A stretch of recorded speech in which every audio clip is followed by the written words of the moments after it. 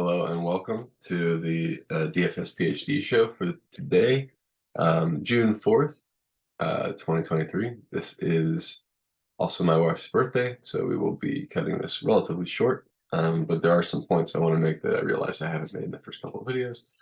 And I guess I got my brag screen up here. That's not really the point, but yes, I was examining my ROI and stuff and trying to figure out how you can possibly benchmark the future after a win like that.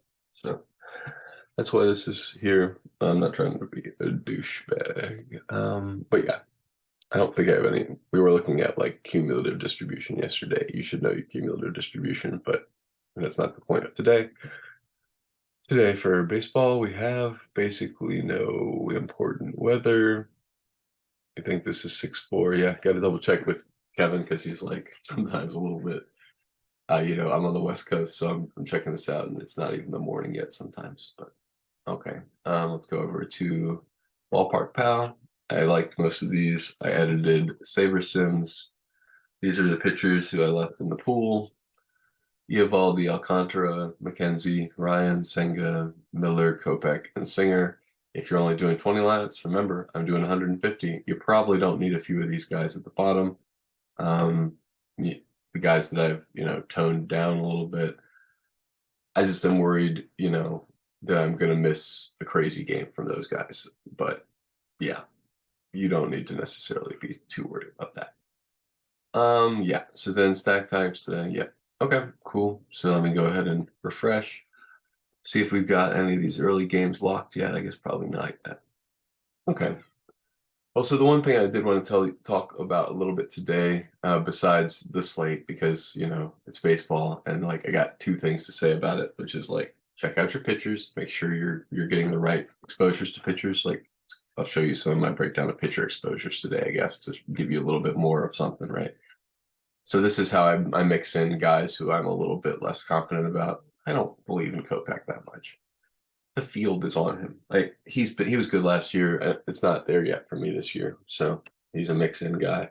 Senga is there, but the field's not there. So Bryce Miller, what's going on there? I guess he's expensive. Yeah, that's why people aren't there. Oh, you can't be off him for that reason. I mean, he's okay. Going against Texas, I guess, is the other reason. Texas got a bunch of big bats. As a Dodgers fan, I will always remember Corey Seager fondly. We were at his 3 home run game for the Dodgers. It was incredible. That's just you don't get to see stuff like that. Oh, speaking of, yes, I will have my Haywood Highsmith jersey not in time for game 2, but understandably the Heat store is having delay, shipping Haywood Highsmith jerseys because might be a lot of demand all of a sudden. But yeah, actually, I'll show you where's the jersey I got. Haywood Highsmith, just so you can be in on the journey. It was pretty cool one. This one, I like this one. Congratulations also to everybody I chopped with. I've been communicating with a few of you, and yeah, we are all buying Haywood Highsmith jerseys as you do when you win $90,000 from Haywood Highsmith. Oh man, this is cheaper than I bought it for. Well, I guess they see people loving it, but I like this jersey too. Anyway, I'm not a big Miami fan, but oh yeah, that's the background of the channel. Yeah, so I guess one thing I like to do on here is to look at the lobby. But there will be eventually I'll do like looking back at my lineups part of this. But like I just did 100 yesterday, and like there were no big hits or whatever. So yeah, I made like $50, but I did it doing the exact thing I'm doing today that I'm showing you. So I don't feel like I need to show you any like wild stuff. I just want to put. If I click on the competition draft team, I just want to. Oh wait, what? We got 100K up top from baseball too? Oh, well, 888 entry. Yeah, I'm not quite there yet. I thought I had every $100,000 competition today. I'm not putting 888 on the line for baseball. Give me a break. I mean, you can see I don't even have my account anymore. That's because I got like 5,000 on the line 100 different ways today. But okay. I wanted to look at their interpretations of the weather versus my interpretations of the weather. So Tampa Bay, Boston, that's green for us. So Tampa Bay, Boston, a little bit of edge to the like icon. Colorado, Kansas City. Now this one we feel about the same as the icon. So there's no DraftKings icon edge. And then there's like maybe a little edge in fading Toronto and the Mets because there's no mention of that weather here. On the Toronto and Mets, it just looks like clouds. So if you're a naive guy, you're not paying attention to the game. So that's probably going to make me wind up pretty high on Senga because other people aren't going to be on him because the Mets aren't bad. They got bats, people I can name who I don't want to pitch to. So yeah, probably wind up doing that as a result of my what do we want to call this? Doing it's kind of like astrology for nerds here, doing my astrology, looking at the weather, looking at the moon.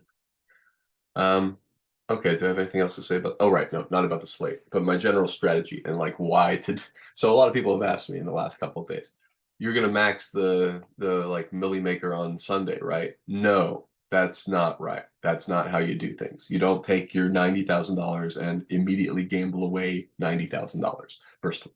Second of all, the only reason I had 97 shots on the milli maker day was because I do something called the satellite strategy, which is DraftKings runs a lot of milli makers because they know that it's a good marketing event, but they also know they don't really have the people to fill it for like some of these like big feature events. So they give away tickets in these. You've probably seen satellites, you've seen them around, you've noticed they're not filling all the time. Well, some of them are not filling reliably, and that means that you can grind positive expected value tickets to every single event.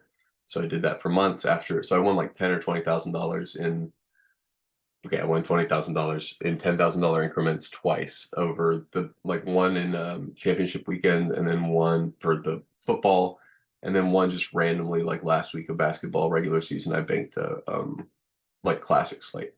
So from that, I've just been like doing whatever I want because, you know, even $4,000 is in, well, from that huge wins is enough to grind every single max EV ticket there is. So I'm getting positive expected value tickets from MLB showdowns, from oh yeah, that's the other thing I wanted to show you all. DFS underscore PhD on Twitter. I thought it would bring up Twitter. Oh, did I do PhD DFS? But anyway, I want a Sims thing on. Oh, shit. Excuse me. I want a Sims event. Yeah, you can see it here. There it is. I won the Friday special for Sims the day after I won the Millie Maker or whatever. So it's been a ridiculous sun run for me. I tweeted about how it's dope, but it's not. I mean, practically speaking, it's more predictable that I'm going to win those Madden Sims than it is I'm going to win basketball. Like, I've been a professional Madden Sims player for like 3 years. It's not, and it's just because of the satellite strategy. Like, if you can go right now, like, I'll just, like, I don't know how to do the contest screen on my computer, so that's why every time I'm like, let me check out this contest, I go right to my phone because it's very nice. But let's go to the content screen for Madden right now, and I'll read you the overlays for today's classic slate. 50% current overlay for a best ball ticket. These are the ones I haven't chosen because they're the worst overlays. 50% for a pitch and putt ticket goes on Thursday. So, like, where else are you going to get expected values of 50% for 4 days from now? As a guy who has dabbled in options trading, I'm going to tell you, it's not very common, and it involves you making a lot of very high risk moves. If you're doing the other thing, it's not really expected value in any reasonable sense. So this is like the easiest money in the world. That's why I do it. The satellite strategy is the easiest money. Now you have to do enough of that so that your positive expected value piece from that outweighs the negative expected value piece of playing the big GPPs, right? Because you can all see the, like, you know, cumulative profit by month is all pretty much that one time when I won that money. You know, like there's a couple times when I won the littler money where, you know, $20,000 is not something to turn up your nose at. That's what made me a professional player in the first place. But what made me a like next level player was luck. So it's not, I'm not going to get that twisted. I'm not going to feel like I'm any worse. I was as good of a player in May as I am in June. It's just that I had 97 tickets yesterday, and today I'm only playing 20. So even if I have as good of an idea, there's 1/5 the chance that, well, it doesn't quite scale linearly like that. There's a number of studies that show yeah, if you're playing just a few lineups, that's the optimal. I mean, one of the guys I tied with, a 25-year-old, only played 6 bullets. One of them was the Haywood Highsmith winning bullet. So that's even better. Well, it's not better than me, but it's better than most people who had 150 max and took first place. I won so much that day. I got first, second, third, fourth, and fifth. And yeah, so not the case for me. But okay, bragging time will continue for the foreseeable future. But that's all I have to say about the satellite strategy. Made me a lot of money, and about today's slate. Play some of these pitchers. Yeah, let me go ahead and, well, I'm not going to build my lineup yet because it's not close enough to 10:30. I can just wait. It's 11:35. Generally, if you wait 3 hours before game time, so like I'm making this video 7:30 my time, so in about an hour, I would expect to get pretty much every starter in.